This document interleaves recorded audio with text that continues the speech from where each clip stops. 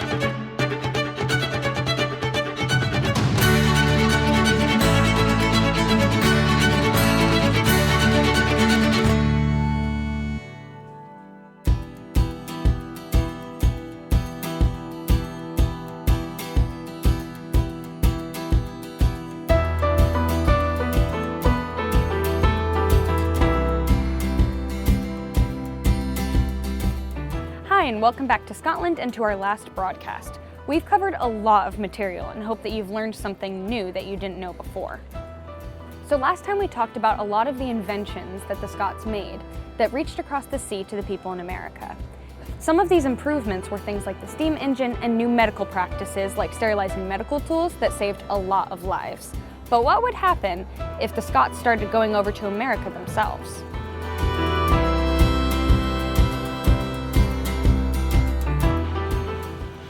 You have all learned about the American colonies. Well, it was around the time that the American colonies were beginning to flourish that the Scottish people started moving over to America.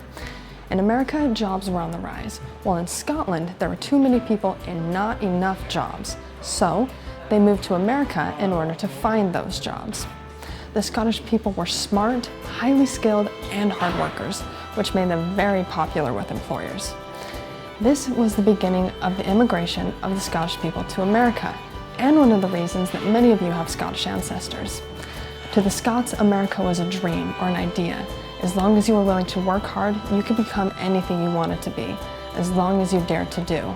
And that's still true today.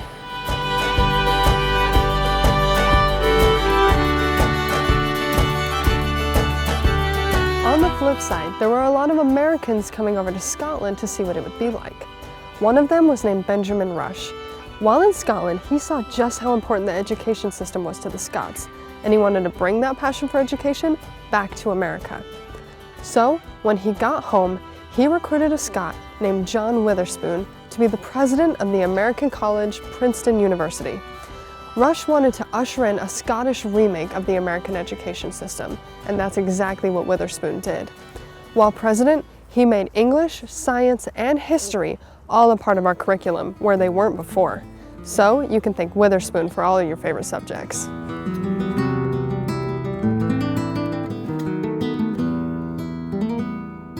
If you've ever been to a college or university, you know they have a bunch of different kinds of facilities. We came all the way back to Utah Valley University to show you some of ours. Not only do we have hundreds of classrooms, but we also have theaters, libraries, and a gym.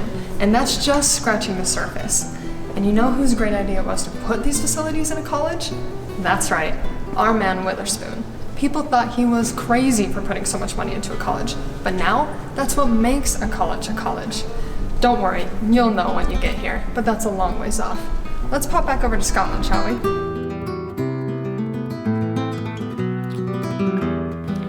George Jardine was another man who had a big influence on the American education system. He taught here at the University of Glasgow for 50 years. Looks a little different than Utah Valley University now, doesn't it? Now George, he wanted to make sure that his students were remembering all that he was teaching. So what he did was give regular examinations. On top of that, he started giving his students papers to write so that they can come up with their own ideas and opinions. So not only did George come up with tests, but homework as well. You can thank him for this week's test. George taught here about 200 years ago, and we're still using those ideas today. So all of my tests, quizzes, exams, reports are all thanks to the Scots. It's a good thing we learn from them, right? Not only do the Scots believe in homework tests and quizzes like we do today, but they also believed that the best way to learn something was to go out and do, get your hands dirty. And that's something that we've adopted in the American education system. The Scots were extremely good at taking an idea and perfecting it, making it that much better. But they weren't also just good at perfecting ideas.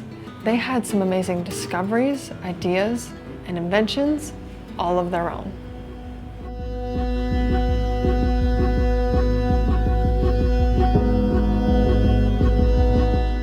In January of 1848, a Scottish immigrant named James Wilson Marshall was inspecting a mill not far from San Francisco when he saw something shiny at the bottom of a ditch. He said, "I reached down to pick it up. It made my heart thump, for I was certain it was gold. And then I saw another." And that was the beginning of the California Gold Rush. I bet you didn't know a Scot caused that now, did you? The California Gold Rush not only brought thousands of residents to the Americas, including those from Scotland, but it also redefined the very nature of success.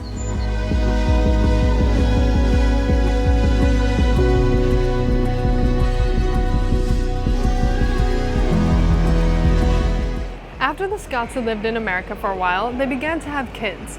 These kids were Americans of Scottish descent. One of them was named Samuel Finley Breese Morse. Long name, I know. He was an accomplished painter in New York City who would paint portraits for the rich and famous. But soon he wanted to get rich himself, so he began to study telegraphy. In 1834, he had devised a system of sending messages electronically using a series of dots and dashes. Sound familiar? Hence, Morse code was born.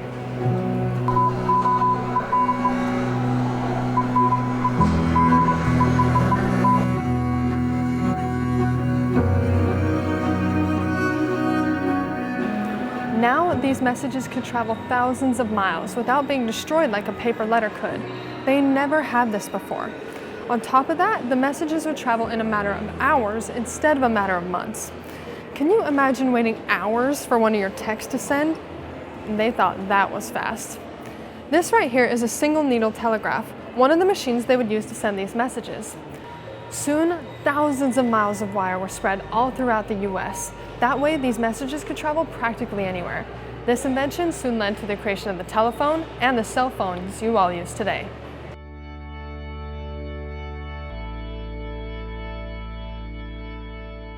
Not only did the Scots do all that, but they also influenced the Founding Fathers as well. Actually, a lot of the ideas and phrases that are in the US Constitution are actually based off of Scottish ideas. That's pretty impressive if I do say so myself. But this has all been a lot of information to take in.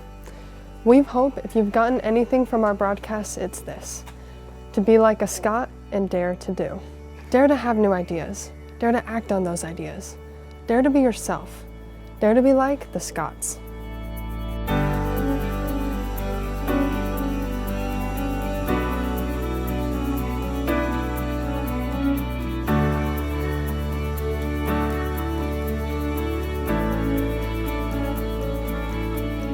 Thank you guys so much for allowing us into your classrooms. We have had a ton of fun running around Scotland with you guys, and we hope you have as well. Thank you so much for letting Utah Valley University show you around Scotland, and we hope that you think of us next time you hear bagpipes. Goodbye, chaps!